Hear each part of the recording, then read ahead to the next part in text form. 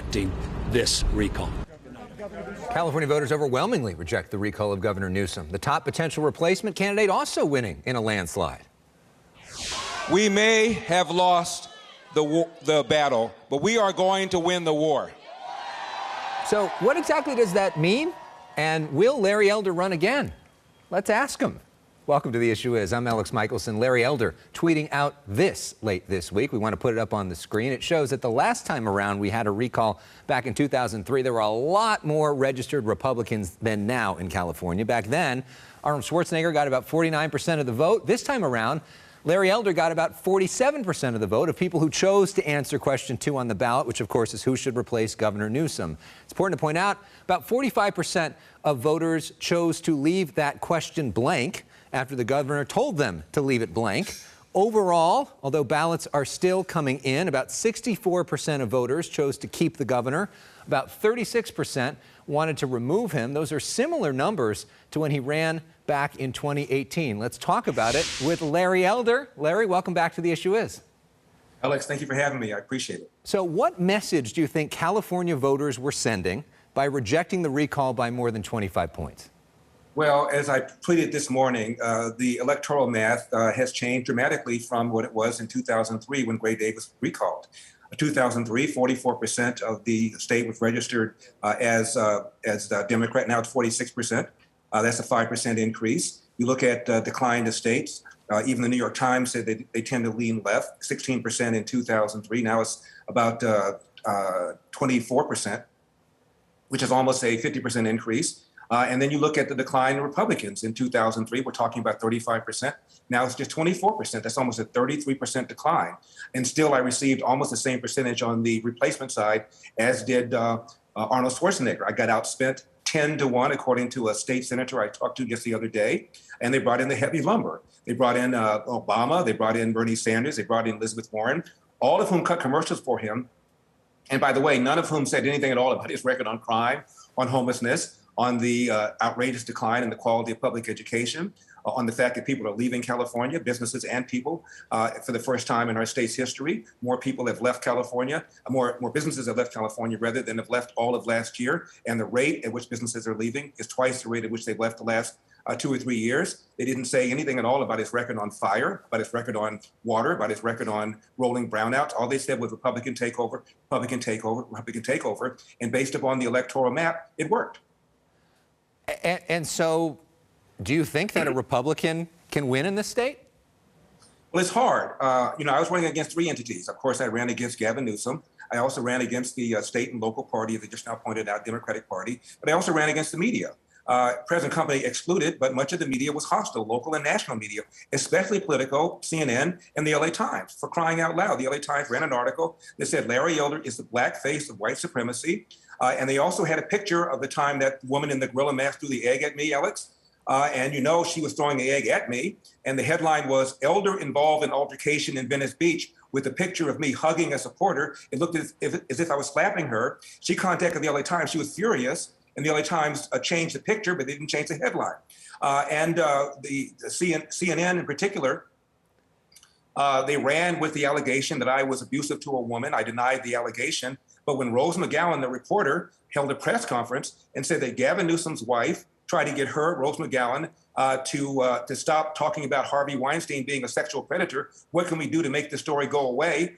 She called allegedly on behalf of Harvey Weinstein's lawyer, says Rose McGowan. Gavin Newsom's wife did. And CNN didn't run a headline. Politico didn't run a headline. Washington Post didn't run a headline. The New York Times didn't run a headline. But all of them ran pieces about the allegation made about me. It's double standard. It was unfair. And it was the kind of unfairness to which I was subjected the whole time. And just to be clear, we ran a headline about that and about many of the stories throughout the time. So this election, though, I said present company. I appreciate it. And I mean that seriously, Alex. You were fair, but much of the media was simply not fair. Some of the things that were said about me, some of the things that were printed, I mean, absolutely, totally, completely outrageous. I Larry agree. Elder is anti-vax. I mean, there was a commercial that said Larry Elder's anti-vax. I've been vaccinated. I encourage people to be vaccinated. Right. All I said was I'm anti-government making a mandate of it. Very different. I agree. I do think some of the reporting was unfair and tried to call that out along the way. So the election increased your profile in a major way. It changed your life forever. Here's how your favorite paper, the LA Times, wrote about it this week. They say, it's now Larry Elder's California GOP. What's his next move? So we know that Governor Newsom is running again in 2022. Are you? I'm giving it a lot of thought. Right now, I'm decompressing. I'm going to take a few days off and figure out what I want to do. I have a lot of options, including, of course, going back to talk radio. But I must tell you, Alex, only in America can a black person be president of the United States and the black face of white supremacy. What a country. So we know that you took time off of the radio in order to do this. Are you going to go back on the radio? Again, I don't know. You know, Alex, I was reminded of a quote made by Golda Meir. She was talking about homicide bombers. And she said, we're going to continue to have this problem as long as Palestinian mothers hate their own children. Hate Israelis more than they love their own children. We're going to keep having these problems as long as California Democrats and independents hate Republicans more than they hate the rise of the cost of living, the rise in crime, the decline in the quality of public education, the fact that people are leaving California and businesses at record rates, the poor management of the forests, the poor water management, the poor energy grid management. As long as independents and Democrats can be convinced to hate Republicans more than they're concerned about those issues, we're still going to have these problems. And by the way, we still have them. I lost the election. Has crime gone down? No. Has the cost of living gone down? No. Has the quality of education improved? No. Are people still leaving? Oh, yes. And I predict the exodus is going to be greater because a lot of people were staying just because of me.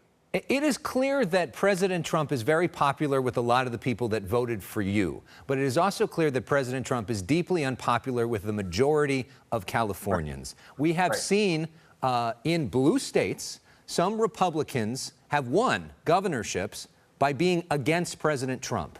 Is it possible for a conservative, unapologetic Republican like you to win in a state like California? And if it's not, is it worth it to run again? That's a very good question. That's the $64,000 question. I am a Republican. I have not voted for a Democrat since 1976. That was Jimmy Carter, and I regret that.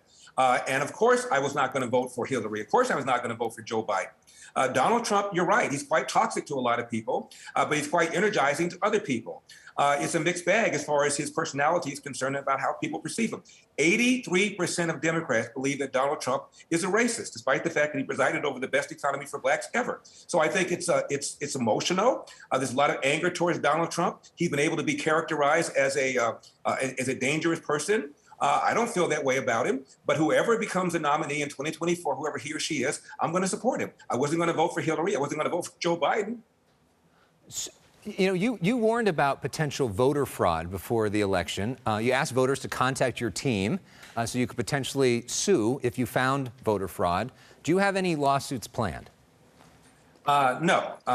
What I did was I asked anybody, voters, whether they were Republican, independents, or Democrats, if you see anything or hear anything suspicious, let us know. And people did contact us. And there were several people who said that they went to their voting precinct and they were told that they already voted. We tracked it down. It turns out every single one of them was able to vote. So far, so good.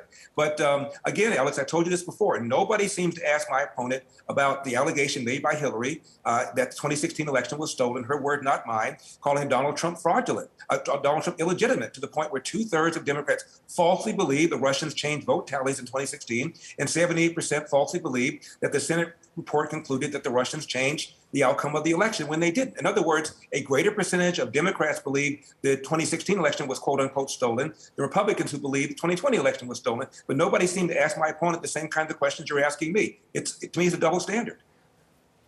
If you ran again in 2022 with the same strategy, the same message as you did right now, is there any reason to think that the outcome would be different?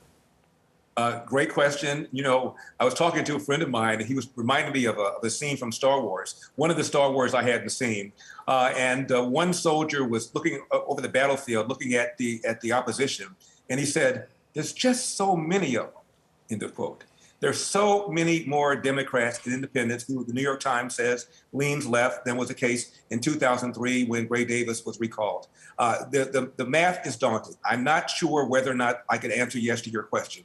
Is there anything that any Republican, real Republican, by that I'm talking about somebody who believes in tax cuts, somebody who believes in school choice, somebody who believes in lowering regulations, somebody who believes in things I believe. Could any real Republican win in California given the electoral map? I'm not sure. And let me just lastly about you and about this race. We saw you faced a lot of negativity. You faced a lot of racism on the campaign trail, but you also got a lot of love. We were out with you with these overwhelming rallies up and down the state. Was it fun running for governor?